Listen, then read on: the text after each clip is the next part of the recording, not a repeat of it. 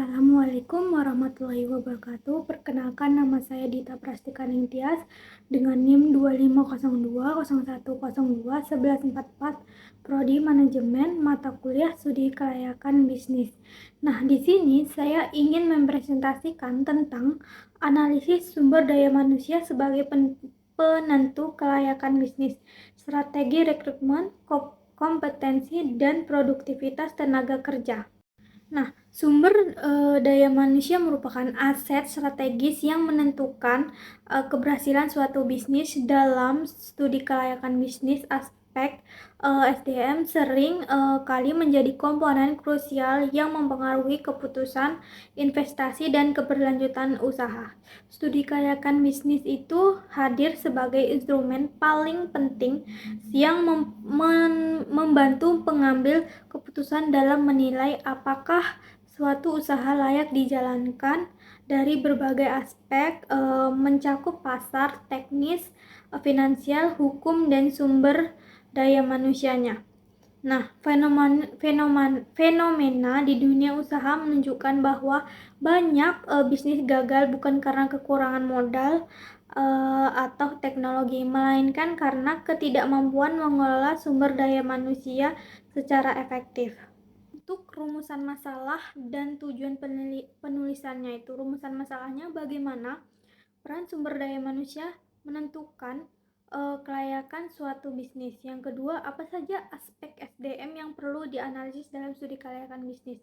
Yang ketiga, bagaimana strategi rekrutmen, pengembangan kompetensi, dan peningkatan produktivitas SDM yang efektif dalam mendukung kelayakan bisnis. Nah, untuk tujuan penulisannya itu menjelaskan peran strategis sumber daya manusia dalam studi kelayakan bisnis. Yang kedua, mengidentifikasi aspek-aspek SDM yang menjadi komponen penilaian kelayakan bisnis. Yang ketiga itu menganalisis strategi rekrutmen, kompetensi, dan produktivitas SDM dalam konteks studi kelayakan bisnis. Untuk manfaatnya itu ada manfaat teoritas, berkontribusi pada pengembangan pemahaman tentang aspek SDM dalam studi kelayakan bisnis. Yang kedua, manfaat praktis, menjadi referensi bagi pelaku usaha, calon investor, mahasiswa, dan akademis dalam memahami pentingnya analisis SDM sebelum memulai atau mengembangkan suatu bisnis.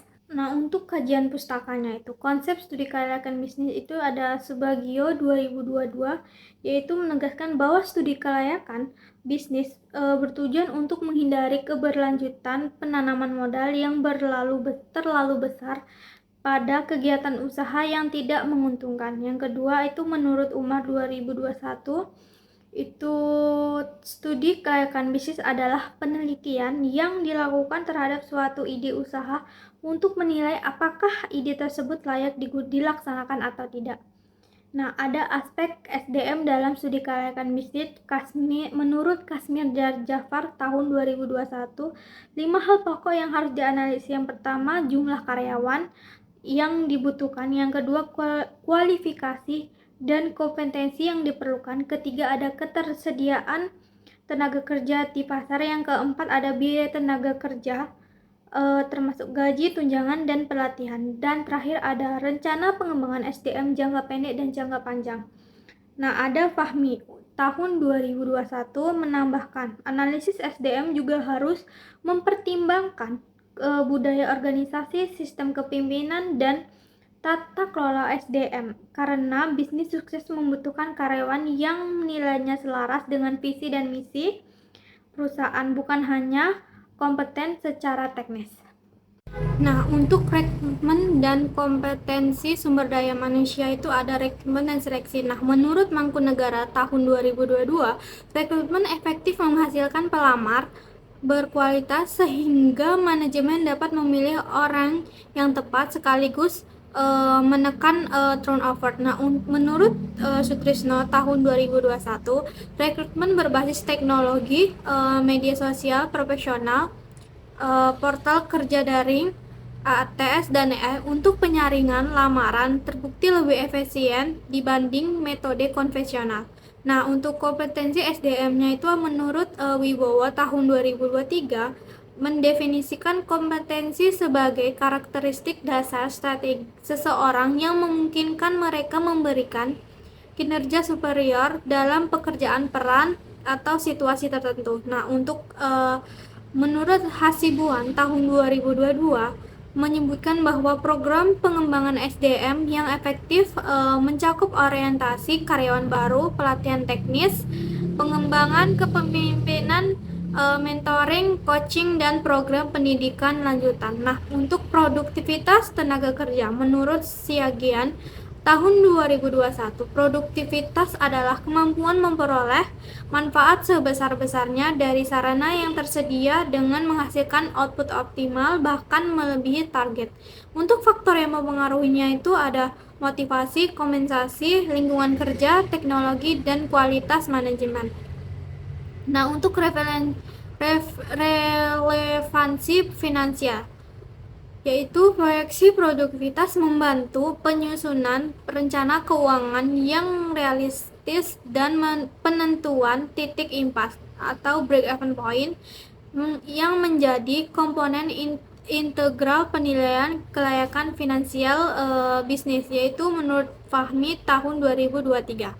Nah, untuk pembahasan dan analisisnya itu ada yang peran strategis SDM dalam kelayakan bisnis, yaitu sumber daya manusia merupakan salah satu-satunya aset bisnis yang dapat memberikan nilai tambah secara berkelanjutan melalui kreativitas, inovasi, dan kemampuan beradaptasi. Nah, untuk analisis mendalam terhadap aspek SDM dalam studi kelayakan bisnis mencakup 4 dimensi utama. Yang pertama, dimensi kuantitas yang berkaitan dengan jumlah tenaga kerja yang dibutuhkan. Yang kedua, dimensi kualitas yang menyangkut standar kompetensi minimal pada setiap posisi. Yang ketiga, ada dimensi biaya yang mencakup total biaya tenaga kerja termasuk gaji, tunjangan, dan pelatihan. Dan terakhir itu ada dimensi resiko yang berkaitan dengan potensi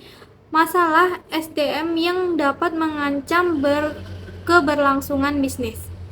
Nah, untuk analisis kebutuhan dan strategi rekrutmen SDM, analisis jabatan menghasilkan 2 dokumen utama, yaitu deskripsi jabatan yang memuat tugas, wewenang, dan tanggung jawab suatu posisi, serta spesifikasi jabatan yang memuat kualifikasi yang diperlukan untuk menjalankan jabatan tersebut. Nah, platform rekrutmen digital seperti LinkedIn, Jobstreet, dan sistem ATS internal memungkinkan perusahaan menjangkau lebih banyak calon karyawan potensial dalam waktu singkat dengan biaya yang lebih efisien. Nah, untuk pengembangan kompetensi dan implikasinya terhadap kelayakan bisnis itu, model pengembangan kompetensi yang komprehensif melibatkan 3 tahapan utama. Yang pertama, asesmen kompetensi, kedua, perencanaan dan pengembangan, ketiga, ada evaluasi dan monitoring.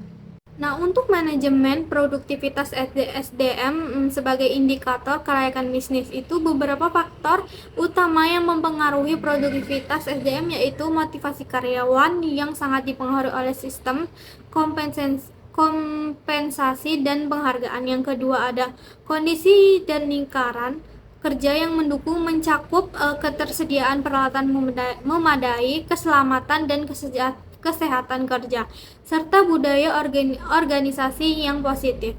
Dan terakhir ada kualitas kepemimpinan dan manajemen. Nah, untuk tantangan dan solusi pengelolaan SDM untuk bisnis baru, yaitu ada tantangan yang harus dihadapi. Yang pertama, anggaran terbatas, kedua, budaya organisasi, ketiga, manajemen perubahan. Nah, untuk solusinya, kompensasi berbasis ekuitas, fleksibilitas kerja, dan kesempatan berkembang yang menarik. Yang kedua, ada jabarkan nilai inti dan cara kerja sejak awal. Dan terakhir, ada analisis mengenai fleksibilitas dan kemampuan adaptasi SDM yang direncanakan perlu dimasukkan sebagai komponen penilaian yang eksplisit. Nah, untuk kesimpulannya itu SDM merupakan komponen kritis dalam studi kelayakan bisnis yang tidak dapat diabaikan kualitasnya, memenuhi langsung pencapaian tujuan operasional dan finansial bisnis. Nah, analisis SDM yang komprehensif menjadi syarat penilaian kelayakan bisnis yang akurat. Nah, untuk strategi rekrutmen yang efektif mempertimbangkan kondisi pasar tenaga kerja lokal, kebutuhan kompetensi spesifik, serta keseimbangan antara rekrutmen eksternal dan pengembangan internal. Nah, penggunaan teknologi terbukti meningkatkan efisiensi dan efektivitas rekrutmen. Yang pengembangan kompetensi SDM merupakan investasi jangka panjang yang memberikan retur signifikan. Nah, biaya pengembangan kompetensi harus didengarkan realistis dan diperhitungkan sebagai bagian dari analisis kelayakan finansial, bukan sekedar beban operasional. Nah, untuk manajemen produktivitas SDM yang efektif didukung kompensasi kompetitif, lingkungan kerja kondusif, kepemimpinan kuat, dan sistem manajemen kinerja terstruktur merupakan faktor penentu keberhasilan bisnis. Proyeksi produktivitas yang akurat penting bagi analisis keuangan. Dan terakhir, tantangan pengelolaan SDM untuk bisnis baru seperti keterbatasan anggaran, pembangunan budaya organisasi, dan manajemen perubahan perlu diantisipasi dan direncanakan solusinya sejak tahap studi kelayakan untuk meminimalkan resiko kegagalan bisnis. Nah, untuk sarannya itu pelaku usaha dan calon investor alokasikan sumber daya memadai untuk analisis SDM mendalam. Yang kedua ada akademis dan peneliti. Diharapkan terus mengembangkan model dan kerangka analisis SDM yang lebih komprehensif dan aplikatif untuk digunakan dalam konteks studi kelayakan bisnis di Indonesia dengan mempertimbangkan karakteristik unik pasar tenaga kerja dan budaya bisnis lokal. Nah, untuk pemerintah, tingkatkan kualitas pendidikan dan pelatihan vokasional, dan untuk mahasiswa, memperdalam pemahaman tentang aspek SDM dalam studi kelayakan bisnis melalui studi kasus nyata dan penelitian lapangan. Kemampuan analisis SDM yang kuat menjadi keunggulan kompetitif berharga dalam karir profesional. Sekian presentasi dari saya. Bila ada salah, mohon maaf. Assalamualaikum warahmatullahi wabarakatuh.